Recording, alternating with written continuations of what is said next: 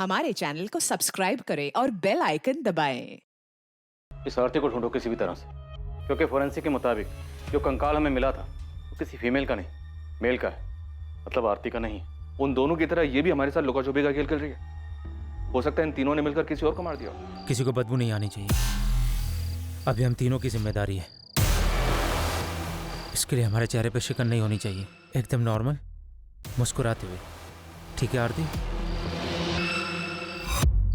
और उस अनजान आदमी को मारने के बाद तीनों को लगा होगा कि फरार होने उनके पास एक आखिरी रास्ता बचा।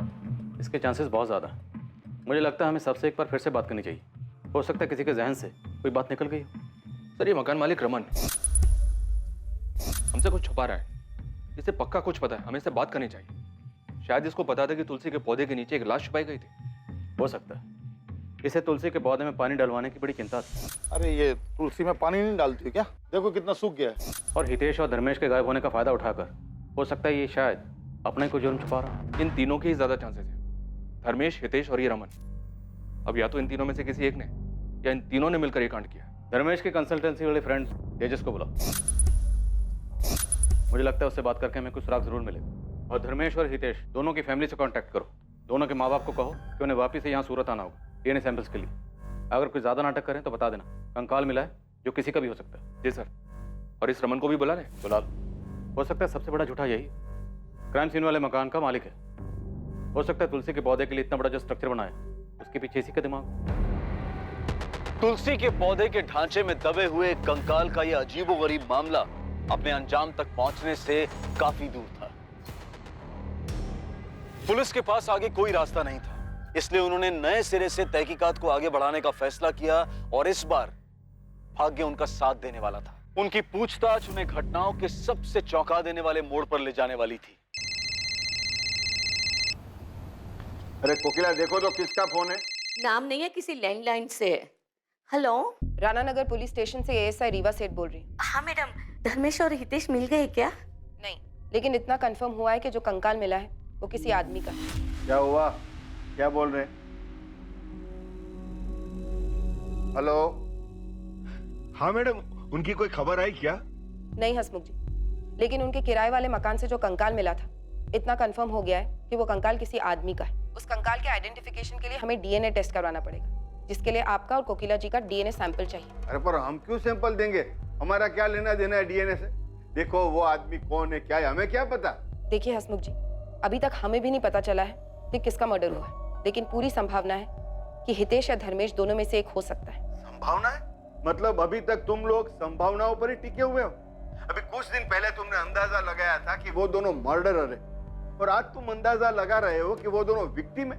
हम ये बात नहीं कह रहे हैं कि वो कंकाल धर्मेश और हितेश के ही हैं। वो किसी और के भी हो सकते हैं, पर ये बात कंफर्म करने के लिए हमें डीएनए टेस्ट करना होगा ताकि शक की कोई गुंजाइश ना रहे। रूटीन प्रोसीजर है। हम सूरत आ जाएंगे। Thank you so much. क्या कह रही थी पुलिस? कुछ पता चला दोनों का? पुलिस कह रही है कि जो कंकाल उन्हें मिला है वो हितेश या धर्मेश में से किसी का हो सकता है।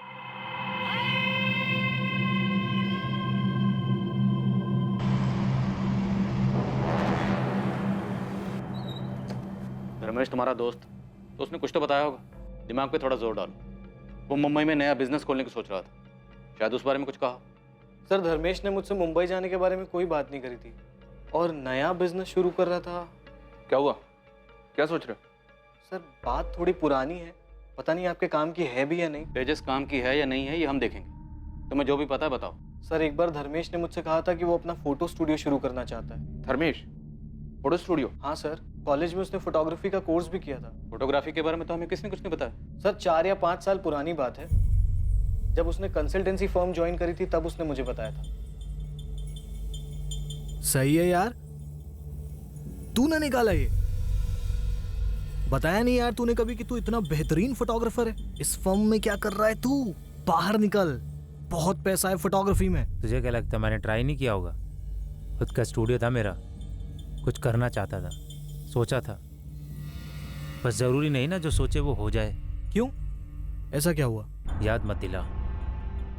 उस नरेंद्र को अपना पार्टनर बनाया, दोनों ने मिलकर साथ पैसों का जुगाड़ किया, स्टूडियो खोला, लेटेस्ट इक्विपमेंट डाले, सब अच्छा चल रहा था। फिर पता नहीं किसी ने उसके कान भर दिए। धोखा दिया उसने मुझे। काफ़ी झगड़ा हुआ हम दोनों के बीच में। फिर खटास इतनी बढ़ गई, स्टूडियो बंद करना पड़ा। तुम जानते हो इस नरेंद्र को? इसके बारे में और कुछ बताया था? नहीं सर, धर्मेश ने बताया था कि वो उसका कॉलेज का फ्रेंड है। सर, धर्मेश ने अपने कंपनी वाले रेज्यूमे में अपने कॉलेज का नाम Shankar Moolchandani college of arts and commerce लिखा है। तेजस, जिस झगड़े का जिक्र धर्मेश ने किया था वो बड़ा झगड़ा था, मतलब मारपीट हुई थी? वो तो पता नहीं, पर इस बारे में बात करते समय बहुत उदास हो गया था वो। ठीक है, हो सकता है इन्फॉर्मेशन हमारे कुछ काम की, लेकिन अगर तुम्हें कुछ भी याद आए तो तुरंत हमें कांटेक्ट करना। Okay sir. उसके कॉलेज में पता करें सर, हो सकता है ये धर्मेश नरेंद्र के बैच का ही हो। हाँ, पता करो। अच्छा खासा बिजनेस था, हो सकता है कि नरेंद्र की वजह से हाथ से निकला हो। किसी बहाने से बुलाया नरेंद्र को वहां पर सालों पुरानी भड़ास निकालने के लिए। और मुमकिन है कि वो स्केल्टन नरेंद्र का। पता करता हूँ सर। जी, नरेंद्र नाम का एक स्टूडेंट था हमारा, धर्मेश वगेला की ही क्लास में था वो। 2011 में ही ग्रेजुएट हुए थे दोनों। कोई कांटेक्ट नंबर या और कोई डिटेल है आपके पास? कांटेक्ट नंबर तो नहीं है, लेकिन एड्रेस है उसका। वो देहरादून से ही था। ठीक है, एड्रेस दीजिए।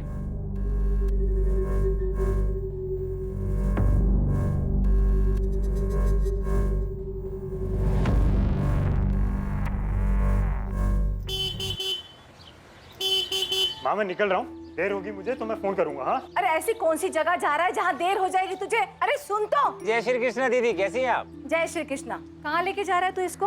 हाँ, और ये बताता क्यों नहीं कहाँ जा रहा है? अरे दीदी, उस जगह से आपको बहुत नफरत है। अगर आपको बताएंगे ना तो आप हमें जाने नहीं दोगे। मुझे कौन सी जगह से नफरत है? अरे जल्दी चलो मामू, नहीं तो माँ को सब याद आ जाएगा। तो अरे रुक रुक धर्मेश, अरे माँ को सब याद आ गया। पिक्चर दिखाने के लिए लेके चलो जा रहा चलो है ना? चलो, बाय माँ। समझते नहीं है दोनों। हाँ माँ, मन और आदत दोनों ही खराब कर दी थी फिल्में। हाँ, आजकल की फिल्में कुछ अच्छी बातें नहीं दिखाती है। क्या माँ, तुझे तो खुश होना चाहिए मामा भांजे की ऐसी दोस्ती देख के। माँ,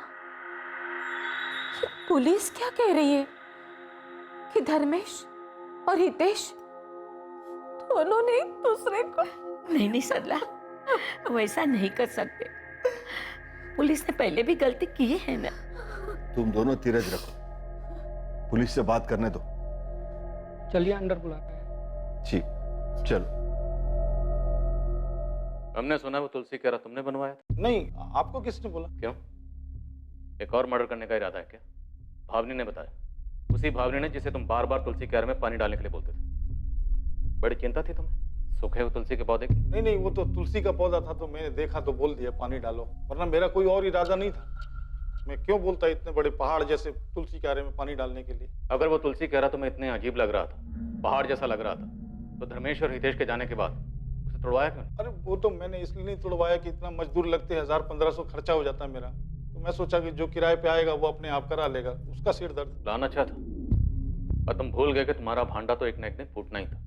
और ये काम किया विद्या और मुकुंद ने। और वो तुलसी कह रहा तुमने इसलिए नहीं तोड़वाया क्योंकि तुम जानते थे कि उसके अंदर क्या है। तुमने सोचा मौका अच्छा है, अनजान बन के पीछे छुड़ा लेता हूँ। नहीं, मैं कसम खा के बोल रहा हूँ। मेरे को कुछ नहीं मालूम था कि उसके अंदर क्या, कोई लाश है कि कंकाल है, मालूम नहीं था।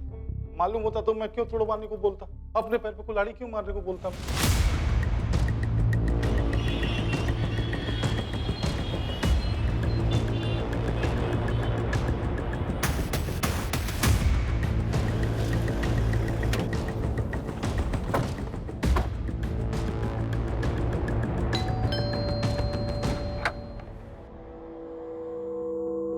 नरेंद्र वर्मा? जी, मैं ही नरेंद्र हूँ। धर्मेश वागले को जानते हो तुम? सर, मैं कैसे बताऊँ धर्मेश कहाँ होगा? आप मुझे क्यों पूछ रहे हो? हमने सुना है कि धर्मेश के साथ तुम्हारा झगड़ा हुआ था, तुमने धोखा दिया था उसे। मैंने धोखा दिया सर? सर, सच बात तो ये है कि वो खुद एक धोखेबाज था। यही देहरादून में फोटोग्राफी स्टूडियो शुरू किया था हमने। 3 महीने सर, किसी तरह मैंने गाड़ी खींची और नहीं हो पाया सर। भाई 2-3 लेंस लेने पड़ेंगे, पैसे का जुगाड़ कर ले। लेकिन क्यों लेना है जब उसके बिना भी काम चल रहा है? तो भाई काम चल रहा है, अच्छा काम नहीं चल रहा है। देख भाई, तू भी जानता है, और ये बात हुई थी हमारी कि शुरू के 6 महीने 10 लाख में निकल जाएंगे। हाँ तो क्या पता नहीं 2 महीने में खर्चा कितना हुआ है? 13 लाख रुपए। एक फूटी कौड़ी का कोई रिटर्न वापस नहीं आ रहा है। ऐसा नहीं चलता है धंधा भाई। तू कहना क्या चाहता है? ये पैसे ना बिजनेस में लगे, मेरे ऊपर खर्चा नहीं हुआ है, और मेरा टाइम मेरी मेहनत, उसका क्या भाई? मुझे भी रिटर्न नहीं मिला है। यार एक काम करते हैं, ये पार्टनरशिप खत्म कर देते हैं। मतलब धर्मेश के ऊपर बहुत गुस्सा था तुम्हें? आप गलत तार छेड़ रहे सर, मैंने आपको पहले ही बता दिया। पिछले 6-7 साल से एक दूसरे की शक्ल भी नहीं देखी हमने। सर 13 लाख के लिए मैं उसको किडनैप कर दूं, मर्डर कर दूं। मर्डर की तो मैंने बात ही नहीं की। मैंने तो बस इतना कहा कि धर्मेश मिसिंग है। सर आप गलत समझ रहे सर मैं ये कहना चाहता था कि मैं सीधे सीधे बात करने वाला आदमी हूँ। अब मैं भी तुमसे सीधी सीधी बात करता हूँ। आरती छाबड़ा को जानते हो तुम? जी सर बिल्कुल जानता हूँ। धर्मेश की कॉलेज वाली गर्लफ्रेंड थी सर। सर हम साथ में ही पढ़ाई करते थे और साथ में ही हैंग आउट था हमारा। और ये रिलेशन कितना सीरियस था?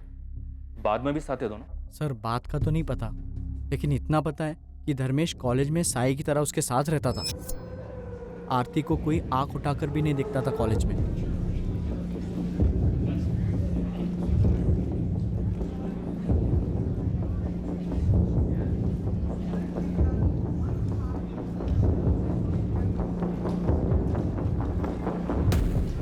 एक मिनट,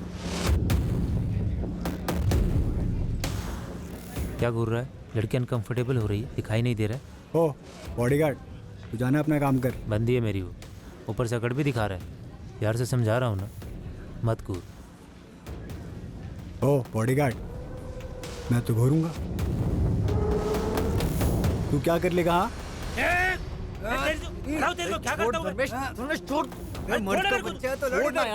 अरे छोड़ना यार। क्या तुम बता सकते हो आरती हमें कहाँ मिल सकती है? सर अब वो कहाँ होगी ये तो नहीं पता, लेकिन मैं आपको उसके घर का पता दे सकता हूँ, यही देहरादून में।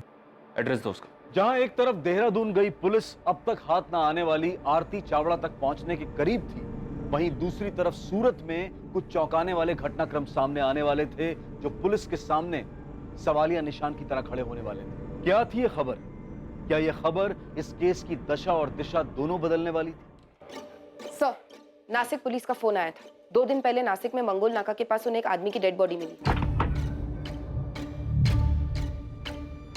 विक्टिम की आइडेंटिफिकेशन धर्मेश वाघेला के नाम से, लेकिन मर्डर के बाद पत्थर से उसका चेहरा बिगाड़ दिया गया। अगर धर्मेश की बॉडी नासिक में मिली है तो कंकाल किसका है जो हमें मिला? हितेश या फिर किसी और का जिसके बारे में हमने सोचा ही नहीं? आरती? क्या इन दोनों मर्डर्स के पीछे आरती? हो सकता है सर, ये डेड बॉडी मिलने के बाद तो हमारा पूरा केस ही उलट गया।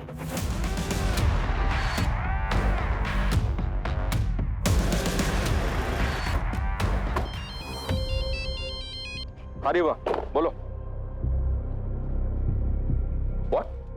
धर्मेश की डेड बॉडी मिली है? आरती के घर पहुंच गया हूं मैं, देखता हूं यहां से क्या मिलता है। जी, हमें आरती से बात करनी है। आप? Sub inspector Sunil Gordiya, Gujarat police. लेकिन वो तो सूरत में ही रह रही है सर, पिछले 3 सालों से। सूरत में किस जगह? धर्मा रोड के पास। आरती काम क्या करती है वहाँ? जी सर, वो HR मैनेजर है। किसी धर्मेश को जानते हैं आप लोग? धर्मेश? नहीं सर। ताजुब, आपको नहीं पता? कौन है ये धर्मेश सर? धर्मेश आरती का बॉयफ्रेंड है। तुम्हें कुछ पता था इसके बारे में? नहीं जी, मुझे भी अभी पता चल रहा है। पर हुआ क्या सर? धर्मेश की डेड बॉडी मिली हमें, और उसका भांजा हितेश मिसिंग है। जिस घर में धर्मेश और हितेश किराए पर रहते थे, हमें पहले वहाँ कंकाल मिला, और अब धर्मेश की बॉडी। इन सबसे आरती का क्या लेना देना सर? भरत जी, आरती सूरत में एक ऐसी अकेली इंसान है जिसे धर्मेश और हितेश जानते थे। मैं आरती को फोन करता हूँ सर। नहीं, आप उसे कॉल नहीं करेंगे। उसका कॉन्टैक्ट नंबर और एड्रेस हमें दीजिए, और जॉब डिटेल्स भी। तो ना, इसमें आरती की ही भलाई है। अगर हमारे यहाँ से जाने के बाद आप उसे इन्फॉर्म नहीं करेंगे तो। क्या?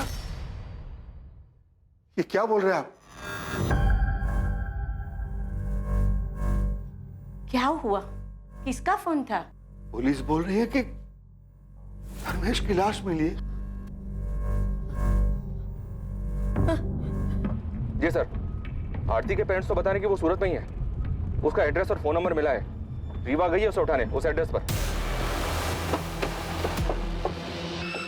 जल्दी।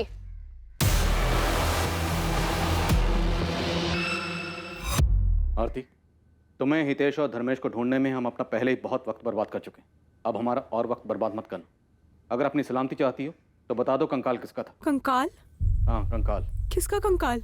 इंसानी कंकाल, जो हमें उस मकान में तुलसी कारा के नीचे मिला जहाँ धर्मेश किराए पे रहता था। वो कंकाल जिसकी खबर पूरे जमाने को है, हर न्यूज़पेपर, हर न्यूज़ चैनल में खबर है, लेकिन तुम्हें खबर नहीं है। सर मैं न्यूज़ भी नहीं देखती, मेरे घर पे तो न्यूज़पेपर भी नहीं आता है। लेकिन तुम तो उस मकान में जाती थी ना, धर्मेश की गर्लफ्रेंड थी ना तुम उस घर में वो तुलसी कारा तो याद होगा ना? याद है सर, देखा था मैंने, लेकिन मुझे कैसे पता कि उसके अंदर क्या है और धर्मेश और हितेश ने ही कुछ किया है।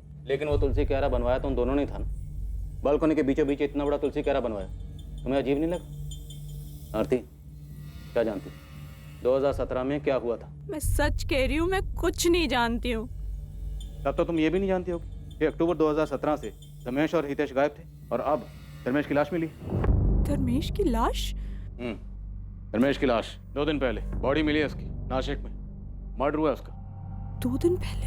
अक्टूबर 2017 से हितेश और धर्मेश कहाँ गायब थे? मेरी कुछ समझ में नहीं आ रहा है कि आप क्या बोल रहे हैं। मुझे तो ये भी नहीं पता कि धर्मेश और हितेश मिसिंग हैं। अब आप कह रहे हैं कि उसकी लाश मिली। आखिरी बार पूछ रहा हूँ, 2017 में क्या हुआ था? तुम तीनों ने मिलकर किसे मारा था? हमने किसी को नहीं मारा सर। तुम भागी क्यों थी? अपना फोन नंबर क्यों चेंज किया? सर मैं भागी नहीं थी, मेरा फोन खो गया था इसलिए मैंने नया नंबर लिया था। सर मुझे सच में नहीं समझ आ रहा है कि आप क्या बोल रहे हैं। धर्मेश से तो अभी 10 दिन पहले मेरी बात हुई है और अब आप कह रहे हैं कि वो मिसिंग है, मर्डर। हितेश के साथ तुम्हारा क्या रिश्ता था? सर धर्मेश और मैं कॉलेज के दिनों से रिलेशनशिप में थे। वो कॉलेज के बाद यहाँ सूरत शिफ्ट हो गया था और मैं वहाँ देहरादून में ही रह गई थी। हम मिल नहीं पाते थे इसलिए मैं भी यहाँ शिफ्ट हो गई, तभी हितेश से मिली। हितेश, देख कौन आया, तेरी मामी आरती। मुझे लगा ही था। अच्छा लगा तुमसे मिलकर आरती। वैसे धर्मेश ने मुझे कभी बताया नहीं, लेकिन अब समझ में आ रहा है क्यों नहीं बताया। तुम हो ही इतनी ब्यूटीफुल। अब क्या कर रहा है? तेरी मामी है। मामी लोग बुड्ढी होती हैं, लेकिन ये तो मैं ना तुम्हें आरती बुलाऊंगा, ठीक है? मामी मामी नहीं। देख लो, चलेगा। अब कोई तो होगा जिसके साथ मिलकर मैं धर्मेश की बैंड बजा सकूंगा। वाह बेटा, मामी क्या थी, मामा का प्यार भूल गया। धर्मेश और हितेश बिल्कुल दोस्त जैसे थे। उनको देख के कोई कह ही नहीं सकता था कि वो मामा भांजे हैं। तुम्हारा हितेश के साथ क्या रिश्ता था? सर मेरे तो फ्रेंड जैसा था। मुझे लगा तुम कहोगे कि गर्लफ्रेंड बॉयफ्रेंड। ये क्या बोल रहे हैं सर? मैं यहाँ बैठी हूँ, इसका मतलब कुछ भी बोलेंगे आप? मेरे छोटे भाई जैसा था वो। लेकिन हमने तो सुना है कि तुम अक्सर उसी के साथ दिखती थी। तो इसका ये मतलब निकालेंगे आप? जरूरी है कि लड़की जिस भी लड़के के साथ दिखे वो उसका बॉयफ्रेंड ही हो? भाई या दोस्त नहीं हो सकता? बिल्कुल हो सकता, लेकिन भाई जैसा दोस्त अगर मिसिंग हो, बॉयफ्रेंड का मर्डर हुआ हो और जहाँ वो दोनों रहते थे वहीं तुलसी क्यारा के नीचे कंकाल मिले, तो चीजें इतनी आसान नहीं है। ये कहना मुश्किल है कि लड़की जिसके साथ घूम रही थी वो भाई था, दोस्त था, क्या था? सर मुझे सच में समझ नहीं आ रहा है कि मैं आपसे क्या बोलूं। धर्मेश ने अपना जॉब छोड़ा था कि वो अपना फोटो स्टूडियो स्टार्ट कर सके, और उसका फोटो स्टूडियो सेटअप होते ही हम शादी करने वाले थे। तुमने कहा कि 10 दिन पहले तुम्हारी धर्मेश से बात हुई थी। वो सिर्फ तुम्हारे कांटेक्ट में था, अपने घर वालों के क्यों नहीं? सर मुझे सिर्फ इतना पता है कि वो अपने फोटो स्टूडियो के लिए पार्टनर्स ढूंढने के लिए गुजरात और बॉम्बे में घूम रहा था। फिर अक्टूबर 2017 में उसने मुझे फ़ोन पर ही बताया कि उसने और हितेश ने वो घर खाली कर दिया है। सर उसके बाद उन दोनों से मेरा कांटेक्ट टूट गया। मैंने 1 महीने तक फ़ोन किया लेकिन कोई बात नहीं कर रहा था। दोनों का फ़ोन स्विच ऑफ आ रहा था। फिर 1 महीने बाद धर्मेश का लैंडलाइन नंबर से फ़ोन आया। हेलो आरती, धर्मेश बोल रहा हूँ। कैसी हो तुम? कैसी हूँ मैं? कैसे छोड़ के गए थे तुम? कहाँ चले गए थे तुम धर्मेश?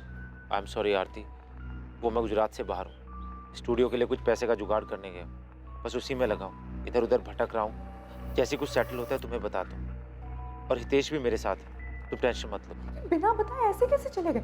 मिल के भी तो जा सकते थे ना? अच्छा मुझे भी निकलना है, बाद में बात करता हूँ। Okay bye.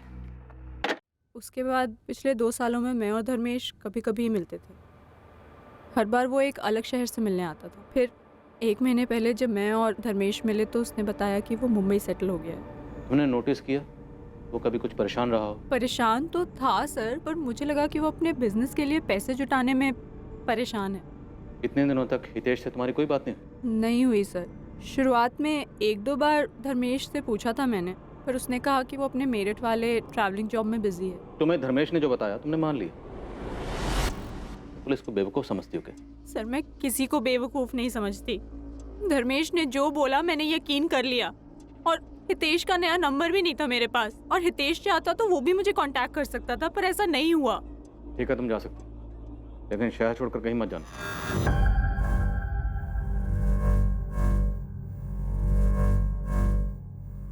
झूठ बोलिए लड़की। हाँ सर, जवाब देते वक्त कुछ और ही सोच रही थी। जब धर्मेश और हितेश के गायब होने के बारे में पूछा तो बात घुमा दी, और लड़की के चेहरे और आंखों में वो तकलीफ बिल्कुल नहीं है जो एक लड़की के अपने बॉयफ्रेंड और होने वाले पति की मौत की खबर सुनकर होनी चाहिए। शायद कुछ छुपा रही है सर।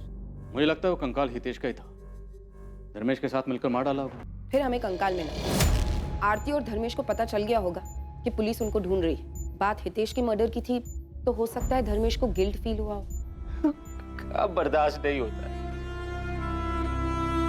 तुम्हें नहीं आना मत आओ, तुम्हें कुछ नहीं होगा। मैं सरेंडर करने जा रहा हूं। नहीं धर्मेश, ऐसा कुछ नहीं करोगे तुम। ऐसा सोचना भी मत। पूरी जिंदगी जेल में काटनी पड़ेगी। और तुम्हें क्या लगता है ये इसे सरेंडर कर देने से तुम्हारा गिल्ट कम हो जाएगा? नहीं, ऐसे एटलीस्ट हम साथ तो रह सकते हैं ना। कुछ दिनों में ना ये मामला भी सारा ठंडा पड़ जाएगा। तुम पहले शांत हो जाओ। तुम्हें लगता है मामला ठंडा पड़ जाएगा आरती? ये कोई चोरी और 420 का केस नहीं, ये मर्डर है। मैं चाह रहा हूँ सरेंडर करने। मैं जा रहा हूँ आरती। नहीं धर्मेश, धर्मेश। लेकिन अगर धर्मेश पुलिस से कन्फेस करता तो आरती को पता था कि आरती भी जुर्म में शामिल है।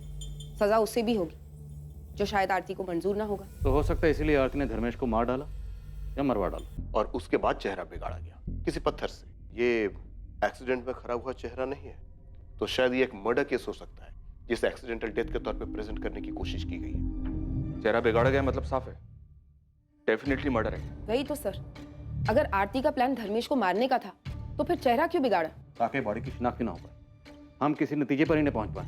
हम धर्मेश को ढूंढते रहते और धर्मेश हमें कभी मिलता ही ना। और ये आरती हमारे सामने बेचारी गर्लफ्रेंड की एक्टिंग करती रहती। हमें यही कहती कि मेरा प्रेमी मुझे धोखा देकर भाग गया और मर्डर कर दिया उसने। और हमें भी यही लगता कि बेचारी गर्लफ्रेंड कितना सच बोली, जबकि उसका असली सच हमारे सामने कभी ना आता। सर, हमने कहीं आरती को छोड़कर गलती तो नहीं कर दी? अगर ऐसा है तो वो भाग भी सकती है। The number you have called is currently switched off.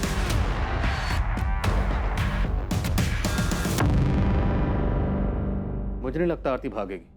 ये खेल उसने शुरू किया है, ये उसे पूरा करेगी। एक काम करो, इसका फोन सर्विलेंस पर डालो और इस पर हर वक्त नजर रखो।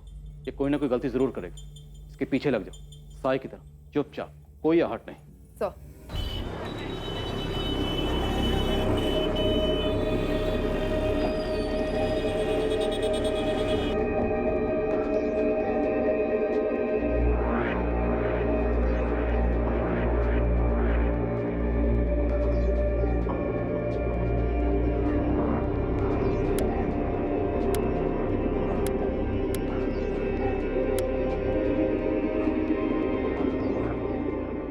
जो बॉडी नासिक पुलिस को एक्सीडेंट साइट से मिली थी, उसकी शिनाख्त के लिए धर्मेश की फैमिली को बुलाया गया। चेहरा बिगड़ा होने के बावजूद कोकिला वाघेला ने अपने बेटे धर्मेश की लाश को पहचाना। डीएनए के सैंपल्स लेने के बाद पुलिस ने धर्मेश की बॉडी को उसकी फैमिली को हैंडओवर कर दिया। उसका अंतिम संस्कार हुआ।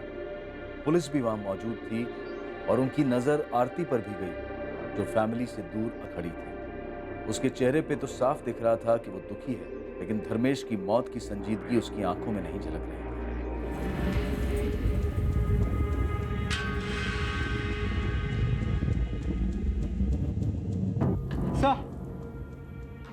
सर डीएनए रिपोर्ट आ गई।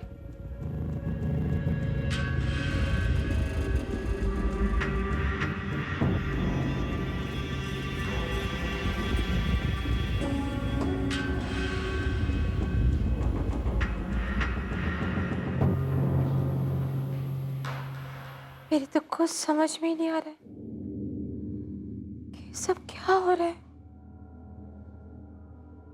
कौन मारेगा धर्मेश को? और ये हितेश कहाँ चला गया? अपने मामा के अंतिम संस्कार में भी नहीं आया। क्यों भाग रहा है ये हितेश? कहीं इसने तो धर्मेश को नहीं मारा? माँ, आपको ऐसा लगता है कि वो दोनों मर्डर कर सकते हैं? मैं नहीं मानती कि धर्मेश मामा और हितेश भैया एक दूसरे के साथ ऐसा करेंगे। जरूर उनके साथ कुछ गलत हुआ है। बस एक बार हितेश भैया मिल जाए।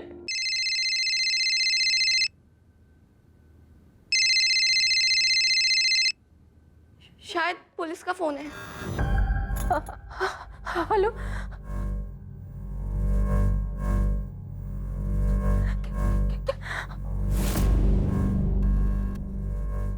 माँ, क्या हुआ माँ? बोलो माँ। सरला, क्या कह रही थी पुलिस? कंकाल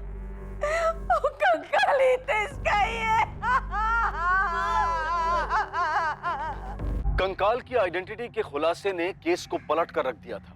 जहां शुरुआत में हितेश सोलंकी और धर्मेश वगेला मर्डर के जुर्म में मुख्य संदिग्ध थे, वहीं अब दोनों पीड़ित करार हो चुके थे। कंकाल हितेश का था, यह तो साबित हो चुका था, लेकिन क्या सच में धर्मेश की मौत भी एक्सीडेंट की आड़ में एक मर्डर था? आखिर 2 साल पहले ऐसा क्या हुआ था? इन 2 सालों में धर्मेश कहां था? और सबसे ज्यादा जरूरी सवाल ये कि इन दोनों की हत्या की साजिश के पीछे कौन था? पुलिस इन सवालों के जवाब तलाशने में लगी हुई थी और इस वक्त उन्हें आरती चावड़ा पर ही सबसे ज्यादा शक था। क्या पुलिस वाकई सही दिशा में थी या फिर इन सब के पीछे कोई और ही था जो पर्दे के पीछे से अपनी उंगलियों पर सभी को कठपुतली की तरह नचा रहा था? सर, आरती अपने घर से निकल चुकी है। हमारी कांस्टेबल लगी है उसके पीछे। आरती को उठा लेते हैं सर। नहीं सुनिए, ये आरती कोई बड़ा गेम खेल रही, खेलने दो उसे, लेकिन आंख नाक कान मुंह सब खुले रखो। ये आरती कोई ना कोई गलती जरूर करे।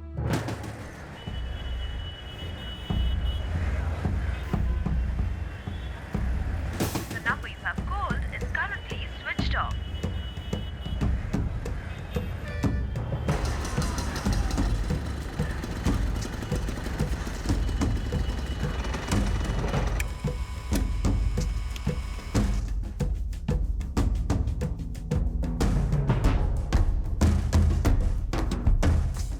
આપે જે નંબર ડાયલ કર્યો છે તે પહોંચની બહાર છે। पिछले कुछ दिनों से काफी परेशान हूँ। मैंने पूछा भी, लेकिन कुछ बताती ही नहीं है। चुप छुपाकर किसी के साथ फोन पर बात करती है क्या? सर, किसी से बात होती है या नहीं होती ये तो मुझे नहीं पता, लेकिन मैंने उसे बार बार फोन करते हुए देखा है। कभी उदास हो जाती है और ज्यादातर चिड़चिड़ी रहती है। कोई अंदाजा है आपको कौन है वो जिसे फोन करती है? नहीं सर, इससे ज्यादा कुछ नहीं पता।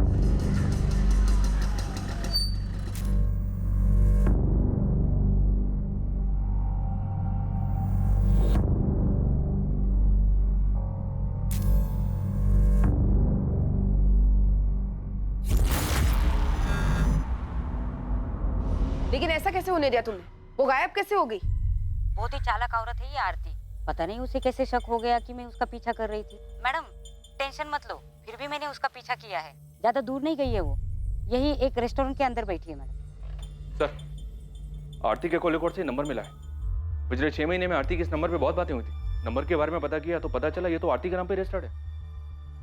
आरती के नाम? सुनील, ऐसा कौन हो सकता है जिसे आरती खुद के नाम पर लिया हो सिम देगी? उसका बॉयफ्रेंड धर्मेश? पक्का हो सकता है सर। सर, कांस्टेबल सपना का फोन आया था। उसने आरती को किसी आदमी के साथ एक रेस्टोरेंट में देखा। एक लड़का था सर, काफी लंबी बात हुई। आरती उस पर चिल्ला रही थी। वो पैकेट जो एटीएम के बाहर सपना ने देखा था आरती के हाथ में, वो आरती ने उसे दिया और फिर आरती निकल गई वहां से। कौन था वो? वो तो पता नहीं चला सर। सपना ठीक से शक्ल नहीं देख पाई। वो पीछे से रेस्टोरेंट के किचन डोर से बाहर निकल गया। ये वही आदमी है सर जिसे आरती ने धर्मेश को मारने के लिए हायर किया था। मुझे भी ऐसा ही लगता है सर। शायद आरती उसे मर्डर का पेमेंट दे रही थी, या फिर वो आदमी आरती को ब्लैकमेल कर रहा होगा, इसलिए आरती गुस्से में थी और परेशान भी। पैसे जो देने पड़ रहे थे उसे। और देर नहीं करते सर, आरती को उठा लेते। ज्यादा मेहनत भी नहीं करनी पड़ेगी। 2 थप्पड़ देंगे, तोते की तरह सब उगल देगी। ठीक, उठाओ सर।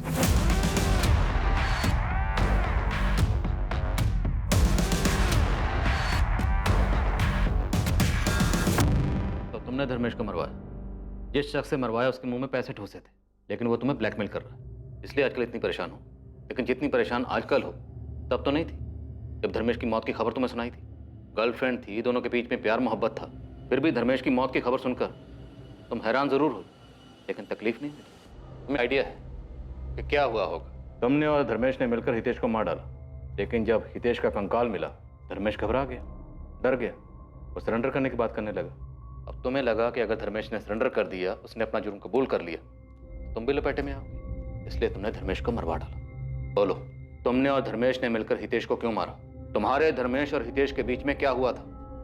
अपने आप मुंह खोलेगी या जबरदस्ती करनी पड़ेगी? बोल, धर्मेश को कैसे और क्यों मारा? बताती हूँ। सर, मैंने किसी को नहीं मरवाया। जैसा आप सोच रहे हैं वैसा बिल्कुल नहीं है। मेरा किसी के मर्डर में कोई हाथ नहीं है। तो किसका हाथ है? गोल गोल मत घुमाओ, सीधा मुद्दे पे आओ। धर्मेश का है। धर्मेश का? तो तुम्हारी ये लव स्टोरी मर्डर मिस्ट्री में कैसे तब्दील हुई?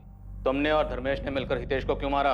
सर, मैंने किसी को नहीं मारा। इनफैक्ट मुझे तो ये भी नहीं पता था कि वो आप लोगों से छुपकर यहाँ वहाँ घूम रहा है। फिर उस दिन जब आप लोगों ने बताया कि उसकी लाश मिली है तो मैं खुद शॉक में थी। मेरी अभी तो उससे बात हुई थी।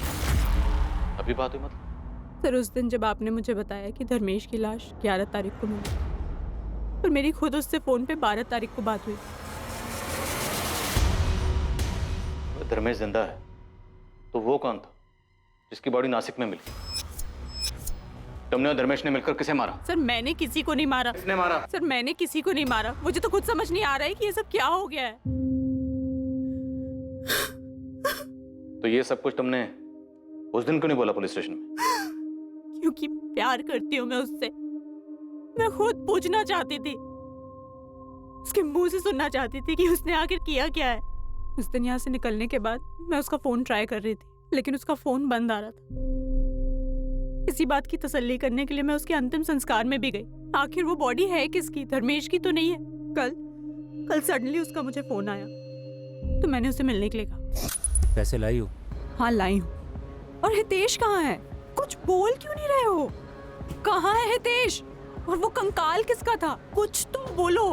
पुलिस मुझे परेशान कर रही है। मैंने भरोसा किया है तुम्हारा, प्यार करती हूँ तुमसे। क्या किया है तुमने? प्लीज बताओ। बहुत बड़ी गलती हो गई। कैसे बताओ? मैंने हितेश को मार दिया। वो कंकाल भी हितेश का है। तो पुलिस जो बोल रही है वो सच है? इन्हीं हाथों से मारा हितेश को, और कोई रास्ता नहीं बचा था। समझ ही नहीं आ रहा था कि उसकी डेड बॉडी के साथ क्या करूं। फ्लैट से बाहर तो बिल्कुल नहीं ले जा सकता था उसको। फिर मेरी नज़र हितेश के बनाए उस बड़े से तुलसी क्यारा पर पड़ी।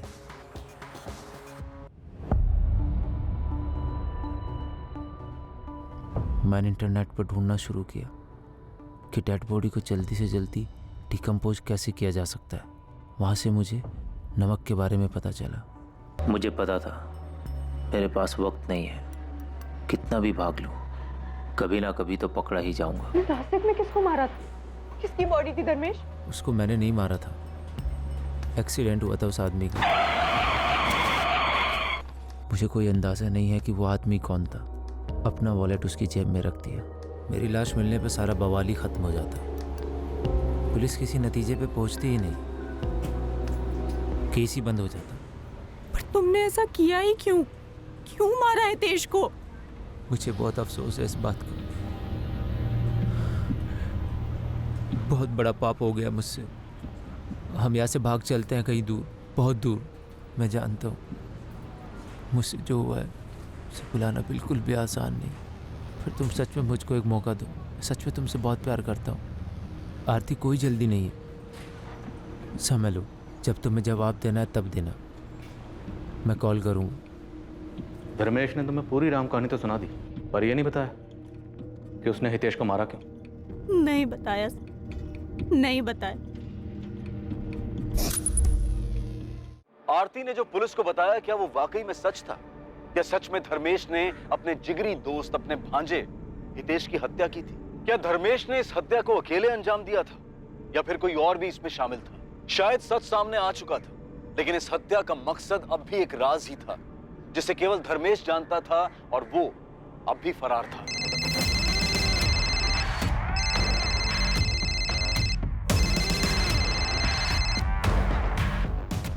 हेलो,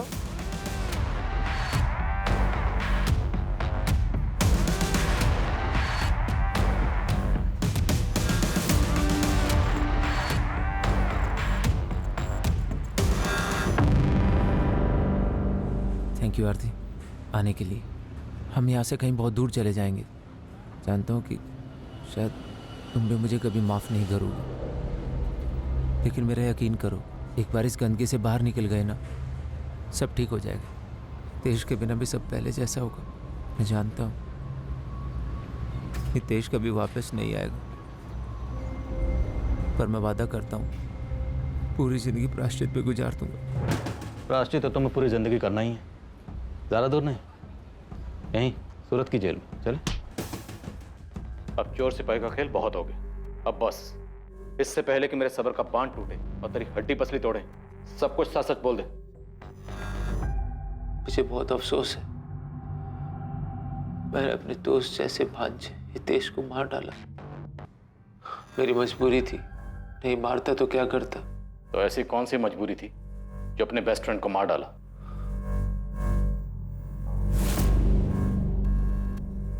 शुरू से ही हितेश आरती के साथ मजाक करने लगा था, तब मुझे कोई तकलीफ नहीं हुई। फिर धीरे धीरे मैंने देखा कि आरती ने भी हितेश में इंटरेस्ट लेना शुरू कर दिया। मैंने फिर भी कोई सवाल नहीं किया, लेकिन उनके बीच की करीबी खुल के सामने आने लगी थी।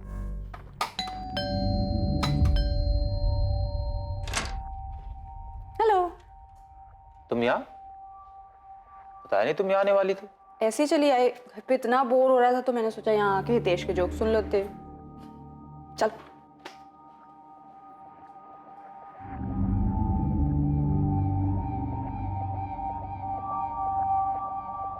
वो पहली बार था जब शक ने मेरे मन में घर किया।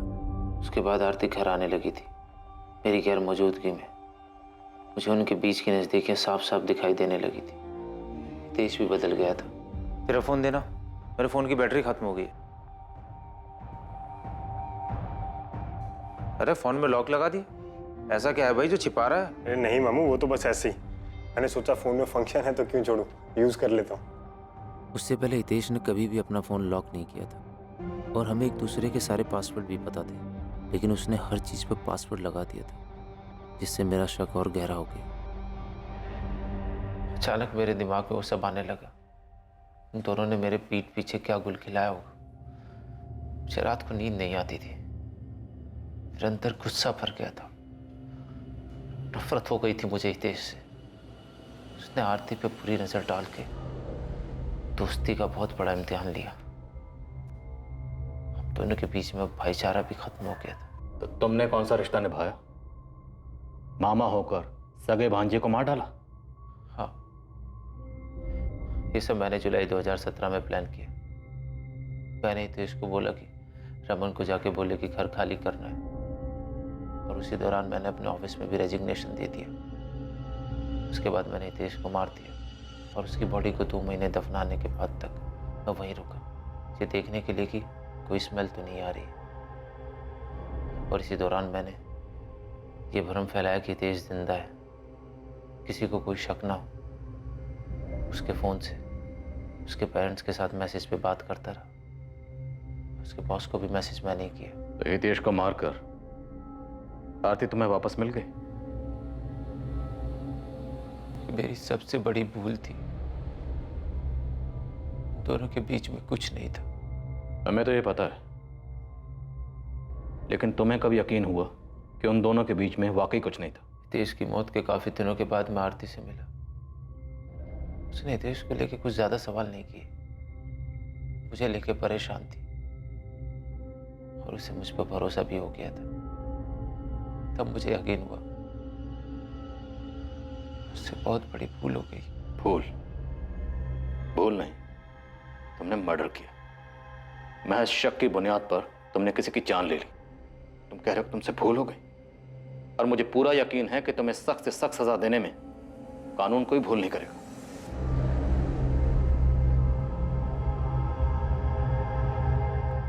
करने से पहले मुझसे तो पूछ लेते।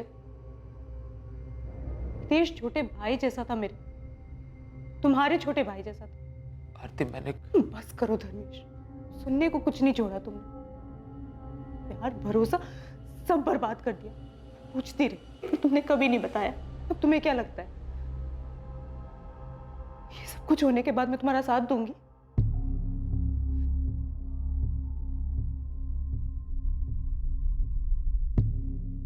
धर्मेश पर 2 केसेस के चार्जेस लगे।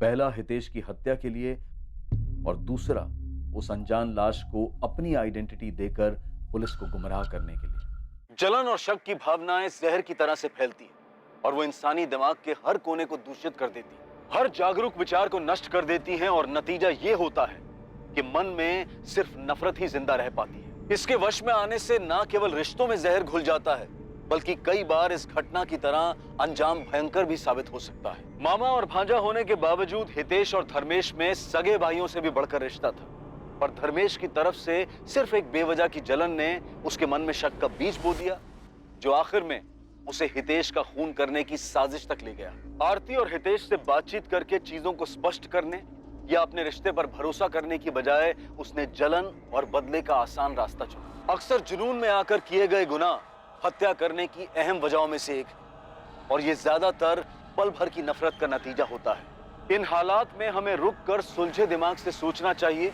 और परिस्थितियों का हल निकालने की कोशिश करनी चाहिए। हो सकता है कि सिर्फ संयम बरतने से ही आपराधिक घटनाओं की दर में काफी ज्यादा कमी आ जाए। अब मैं अनूप सोनी आपसे विदा लेता हूं, और हमेशा याद रखें, क्राइम और आपके बीच में सिर्फ इतना फर्क है कि आप कितने सतर्क हैं। सतर्क रहें, सुरक्षित रहें। जय Hind. For more updates, subscribe to our channel, click the show links and enjoy watching the videos.